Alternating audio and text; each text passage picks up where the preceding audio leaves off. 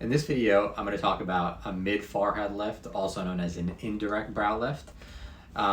So we're going to explain that further. The name is going to be pretty self-explanatory, just what we're doing. So an indirect brow lift, also known as a mid-forehead lift, your incision's actually going to be in a crease in the middle of the forehead, aka mid-forehead lift. So why would, you're probably watching this video being like, why would I want a scar right here in the middle of my forehead to lift my brows? And again, it's really just about the patient, the gender, and the anatomy. So this, I would say, is most common in a male who's bald, let's say.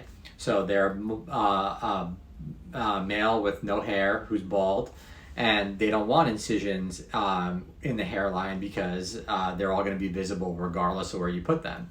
Secondly, why I brought up male is because a male, generally speaking, is going to have deeper creases and more creases and wrinkles in their forehead in comparison to a female. So you're actually able to hide the incision in a pre-existing crease.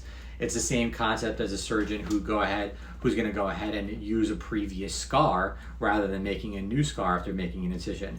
So we're using this crease, this deep crease in a male forehead to be able to access and lift the brow up. Again, not really common, but definitely has to be within the scope of a practice of any surgeon. Again, because not every patient's made the same, everyone's anatomy is different.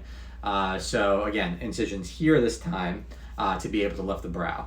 Downsides are obviously, you could have a scar right in the middle of the forehead. And secondly, you're not going to be able to get rid of and reverse the creases on the forehead because the incision's there, as opposed to up in the hairline where you're going to get that lift to reverse the creases. Here, you're just going to be putting the incision there to be able to lift the brow up for this specific type of patient.